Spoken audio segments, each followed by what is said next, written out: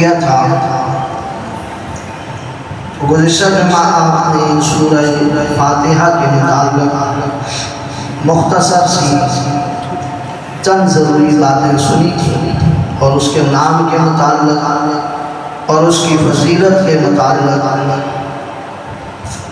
तो आज इंशाअल्लाह सूरह बकरा उसके मुताबिक चंद आए ज़रूरी बातें जो कुरान हदीस ही से साबित बात चीज़ें होती हैं उनका ताल्लुक़ किस्से कहानियों के साथ या बनी इस्राइली वाक़यात के साथ होता ही कि जिनका कोई सबूत नहीं होता। तो चूँकि कुरान मजीद अल्लाह ताला की वो किताब है जो उसके आखिरी पैगंबर मकीन उम्मत हज़रात महबूब रब्ब किबरिया सल्लल्लाहु अलैहि वसल्लम पर उतरी है और हम सब का इस पर ईमान है कि जिस अंदाज से, जिस लिहाज से, जिस तरतीब से ये उतरी थी और जिस अंदाज और लिहाज और तरतीब से रसूलुल्लाह सल्लल्लाहु अलैहि वसल्लम ने कातिबीन वही से लिखवाई थी, उसी अंदाज तरतीब के साथ हम तक पहुँची है और आज तक महफूज है और क़यामत महफूज रहेगी। तो आते हैं अपने मौजू की तरफ। सूरत कुरान मजीद की तमाम सूरतों में से सबसे बड़ी सूरत है सूरह बकरा। जितनी भी कुरान मजीद में सूरतें हैं उन सब से ये बड़ी सूरत। एक हदीस में आता है रसूलुल्लाह सल्लल्लाहु अलैहि वसल्लम ने इरशाद फरमाया कि लोगों अपने घरों को कब्रिस्तान न बनाओ, उसमें सूरह बकरा की तिलावत किया करें। और यूँ भी आता है कि जिस घर के अंदर सूरह बकरा की तिलावत होती रहती है उस घर के अंदर से अल्लाह ताला शैतानी जितने काम होते हैं उनसे उस घर को महफूज रखते हैं। जादू हो गया, टूना हो गया, ताबीज़ हो गए, ये भी एक असर रखती है। गंदगी अपना असर दिखाती है, चाहे वो हलाल गंदगी हो या हराम गंदगी हो। मिसाल के तौर पर कोई हलाल जानवर मर जाए, उसको ज़ब्ह न किया जाए, कुछ दिन वो पड़ा रहे तो उससे भी बदबू आएगी। ऐसा ही हराम जानवर मर जाए, कुछ दिन पड़ा रहे तो उससे भी बदबू आएगी। जब चीज़ गंदी होती है, गंदी हो जाती है, फिर उससे बदबू आती है। तो ये जितनी गंदी चीज़ें, शैतानी चीज़ें होती हैं, इनकी बदबू है। बल्कि एक हदीस में तो इसमें आता है कि सहाबा इकराम एक सफ़र पे थे, तो वहाँ एक पानी के करीब छोटा सा कबीला आबाद था। सहाबा इकराम ने वहाँ पड़ाव डाला, तो वहाँ जो कबीले का सरदार था, उस कबीले के सरदार के बच्चे के कान में बड़ा सख्त दर्द था। उन्होंने देखा कि कुछ लोग आए हैं, मुसाफिर हैं, शक्ल सूरत से बड़े मुअज़्ज़ज़ और गुफ्तगू के लिहाज से, आमाल के लिहाज से कुछ ख़ास किस्म के इनके आमाल हैं।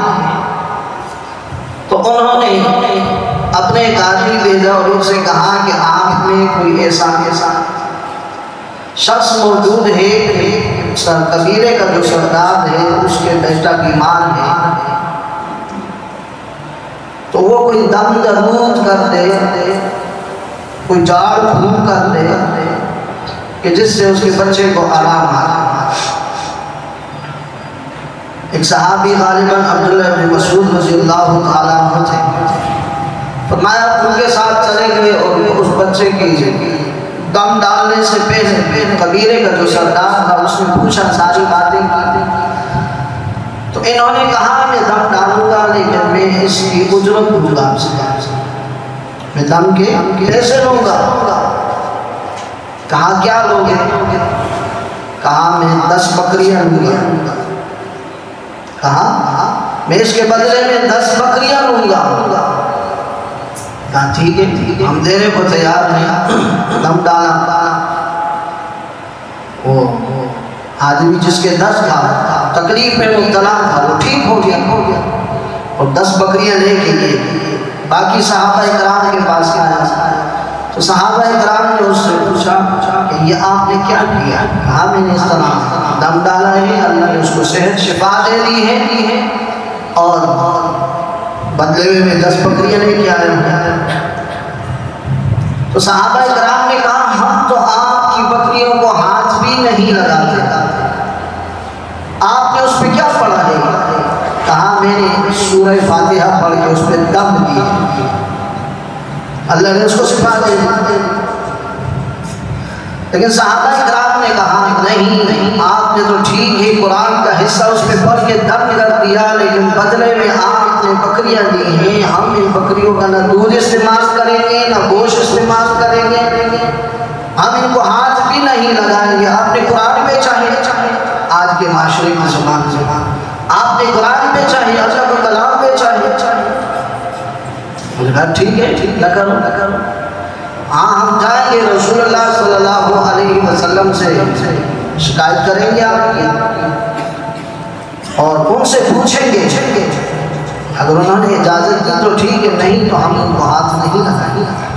रसूलुल्लाह के पास चले गए, आपसे कहा अल्लाह के रसूल इस तरह हमारे साथी ने दम डाला, एक आदमी के कबीले का सरदार था, उसका बेटा बीमार था, उस पर सूरह फातिहा इसने पढ़ी, उसको शिफा मिल गई, उन्होंने बदले में 10 बकरियां दे दी और इसने मांगी है, एक तो है खुद दे दी, इसने मांगी है।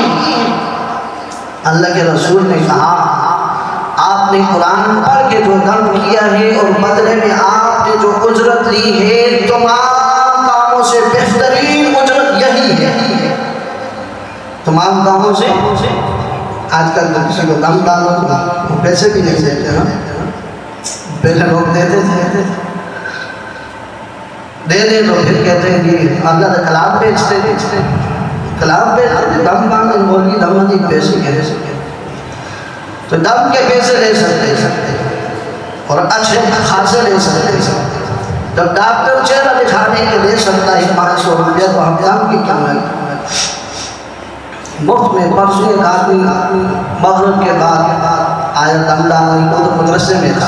5 बीमारियां ऐसी हैं कि इसका दम हर किसी को नहीं आता, खास दम है और डॉक्टर के पास भी उसका इलाज है। वो आदमी आया, उसने कहा किसने मेरे पास उसको भेज दिया? तो मैंने कहा क्यों, क्या मसला है? कहते मेरी नाक खराब है। मेरे दिल में शुक्र किया, मैंने कहा बाकी उस्तादों में से किसी को इसका दम आता नहीं, मैंने एक उस्ताद से सीखा था, उसका दम मैंने डाला, उसने जेब में हाथ डाला है, मैं समझ गया मैं जेल ऑर्डर मिलेगा, चलो कुछ ना कुछ तो देगा। बड़े एहतियात के साथ उसने बड़ी प्यार शफ़क़त मोहब्बत के साथ, मैं भी दिल में खुश उसने मुट्ठी बंद करके मेरे हाथ में रख दी। मैं कहा छोड़ो कुछ नहीं, रख दिया, निकल के चले गए। मैंने मुट्ठी खोली, 50 रुपया, अल्लाह तेरा भला करे।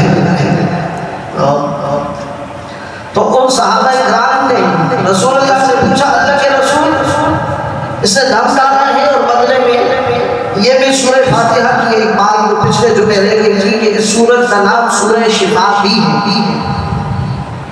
एक हदीस में आता है कि अपने बीमारों पर पढ़ के इसको दम किया करो,